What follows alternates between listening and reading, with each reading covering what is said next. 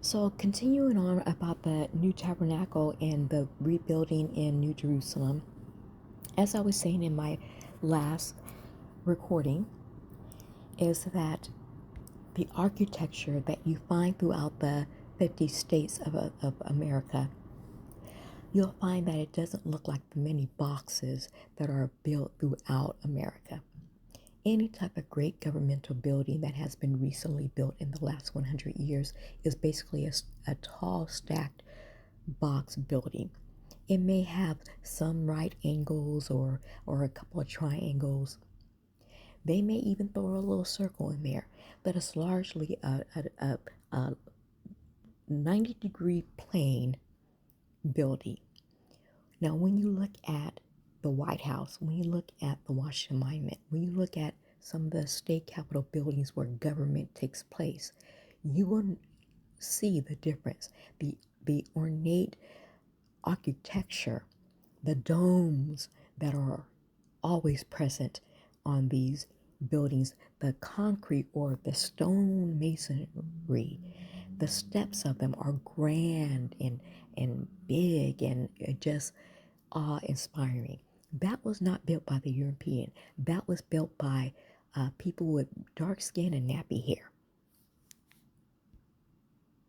So you can imagine that when we are set free and when the Exodus does take place, and it will take place right here in America, there's going to be a great Exodus.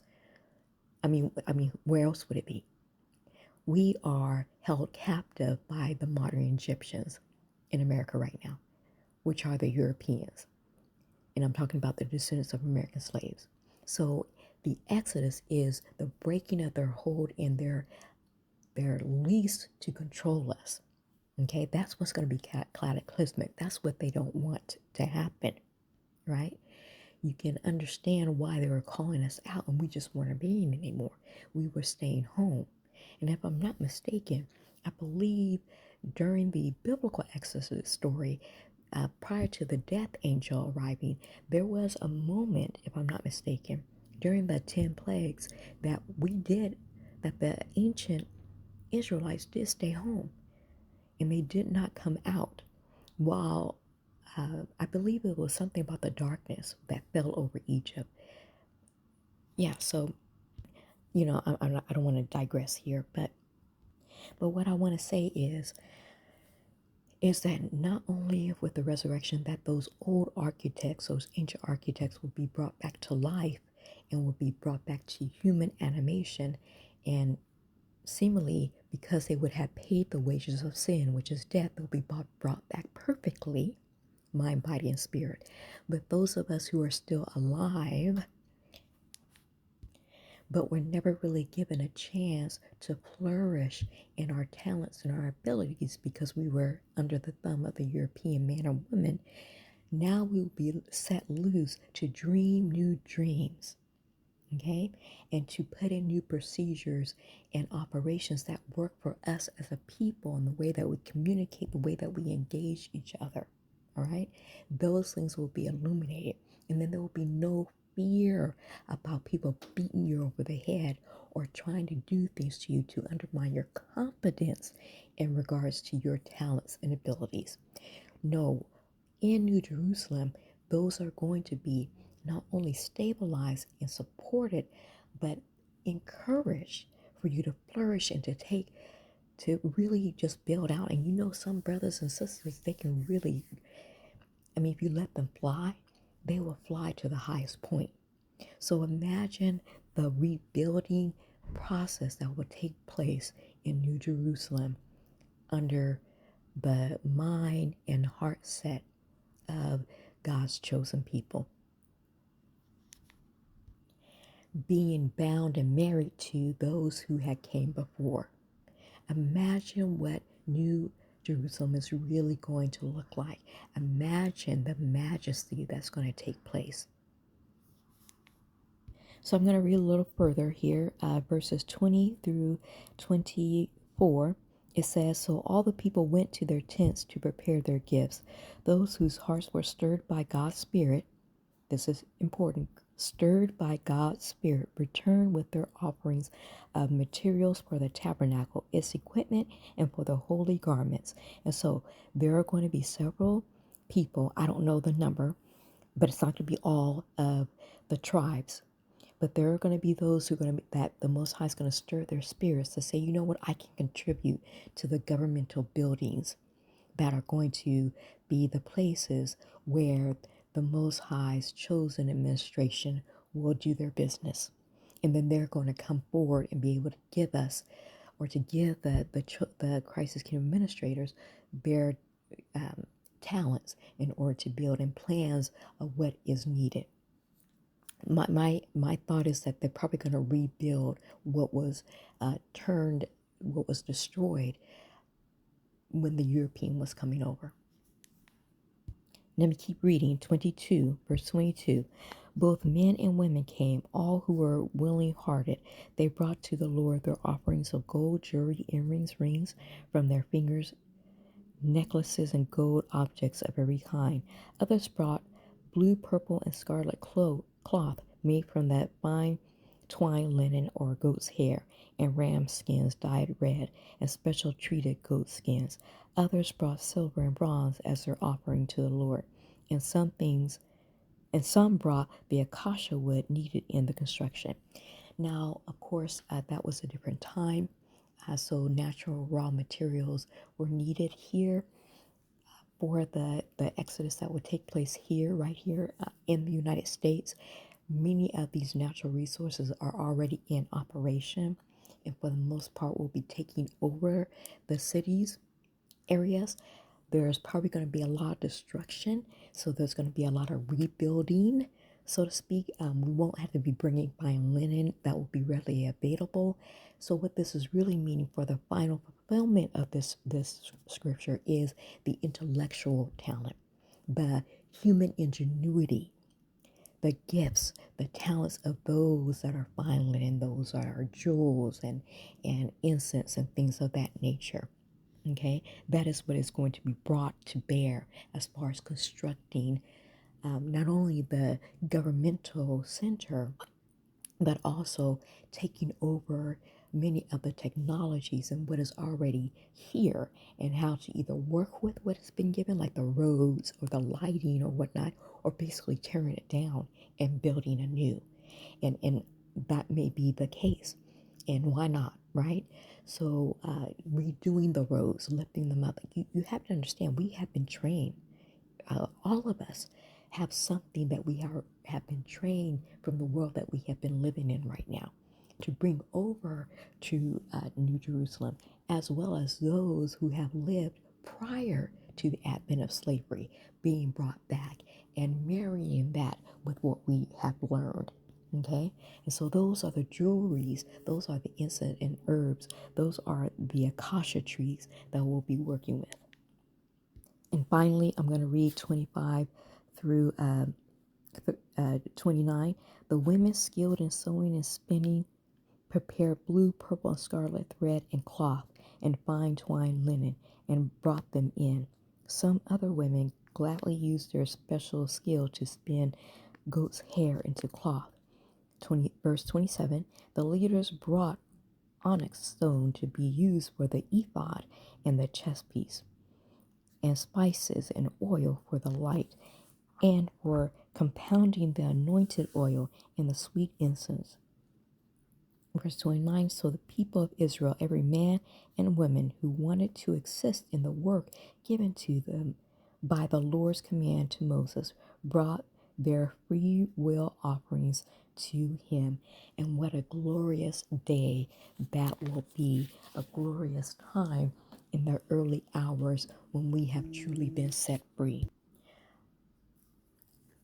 I imagine that we'll be so happy, and whatever that euphoric feeling that is going to come over us when we look to our left and our right and we realize, oh my goodness, we are no longer under the dominion of Satan anymore and the demons. We no longer have to answer to people that have shown how much they hate us and deplore us. We are no longer under the elites that are now running the world, that we'll be happy to help one another. We'll be happy to offer each other our services because we are all that we have.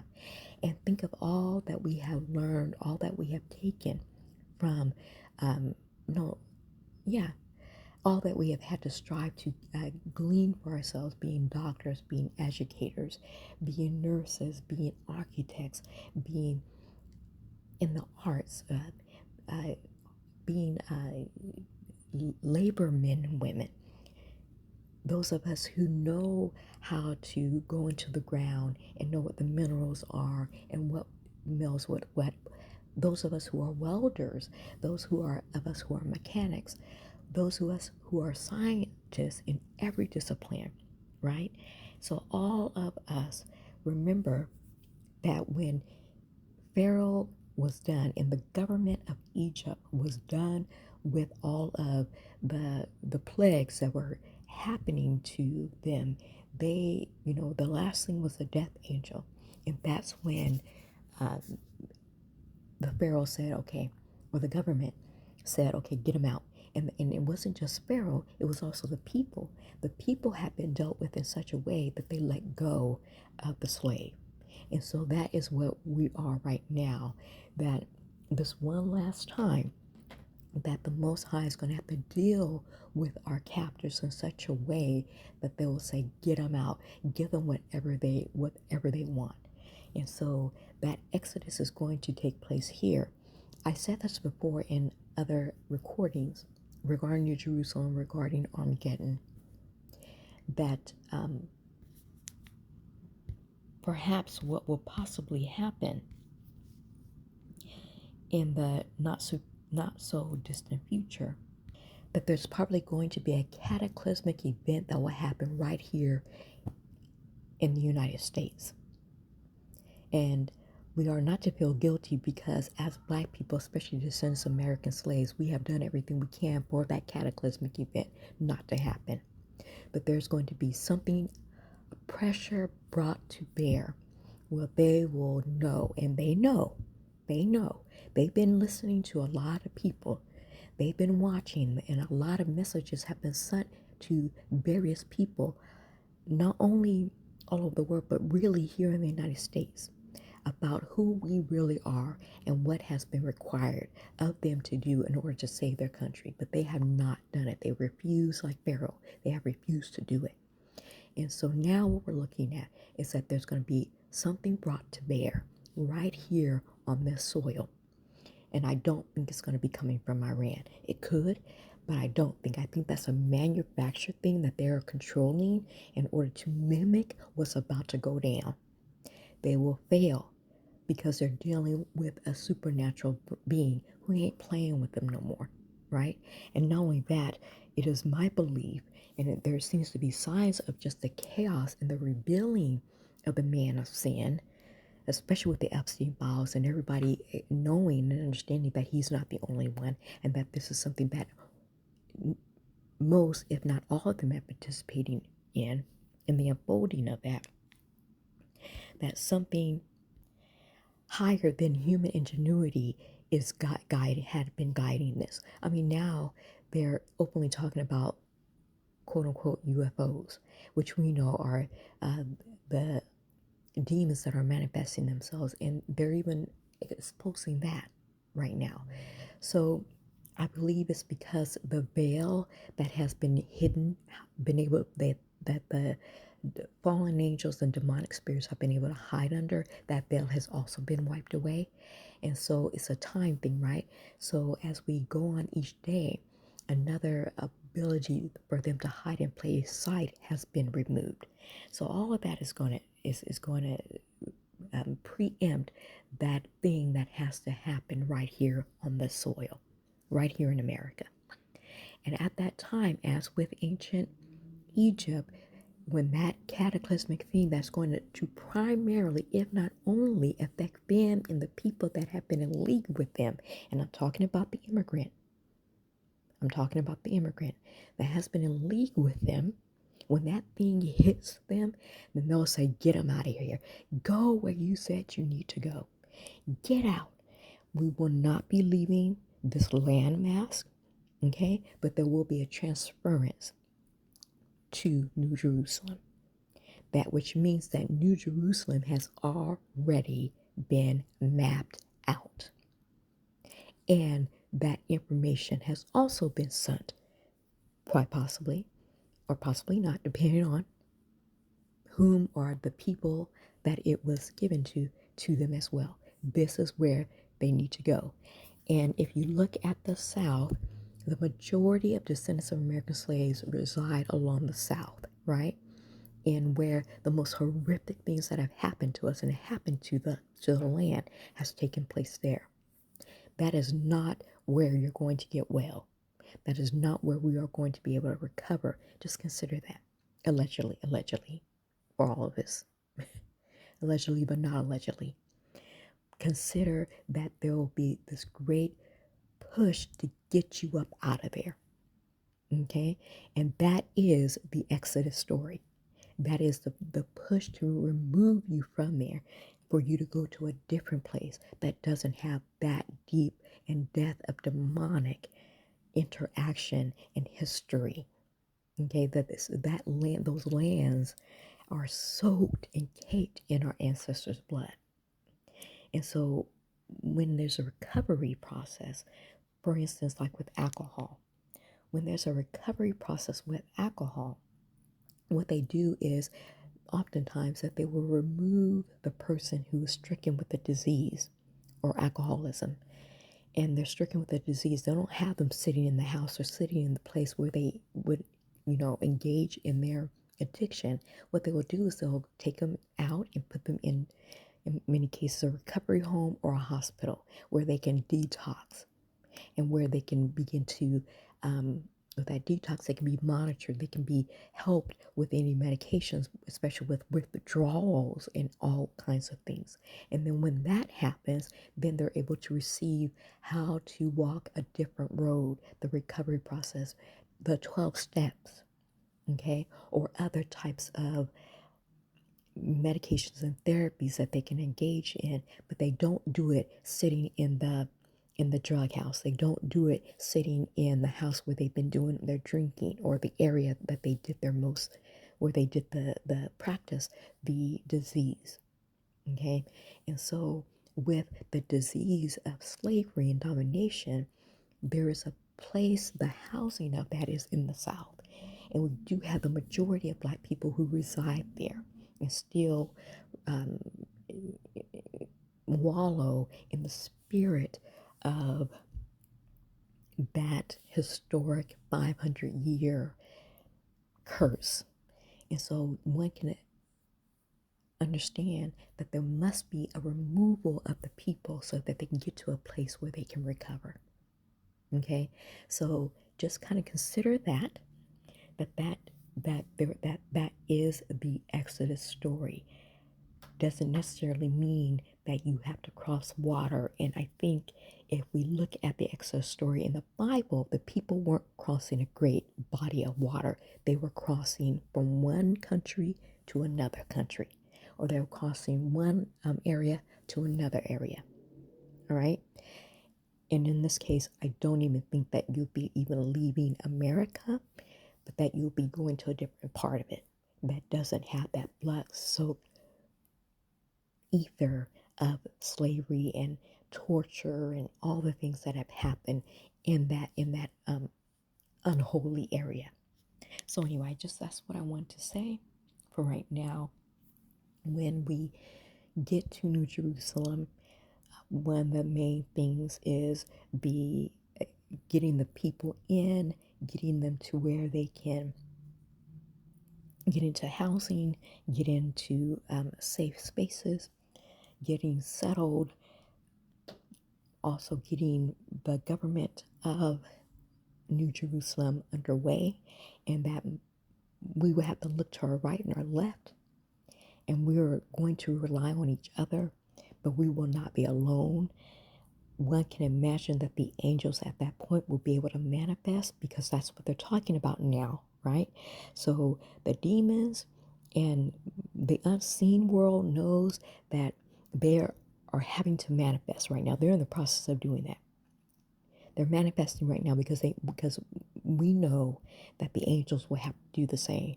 That they'll be manifesting and then that they will be a part of getting us organized and getting us settled into where we need to be. And quite frankly, we must also understand that there may be plans of how to move all these people into the places where they need to go. What are the most proper ways and proper avenues in order to get all what they say there's 40 to 70 million of us to move us all in the right direction. It will not be chaotic, it will be orderly. It will not be chaotic, but it is going to be something that the whole world will be able to witness, and they will know without a shadow of a doubt, just by that event in and of itself, that these are the true Hebrew Israelites. It will be no question about it, because I believe not only just the object of how that is going to take place, and the manner in which it takes place with, but the supernatural force that's also going to be engaging at that time. And consider that it is sooner than you can possibly imagine happening. All right. Thank you for listening. Please like and share. Take care.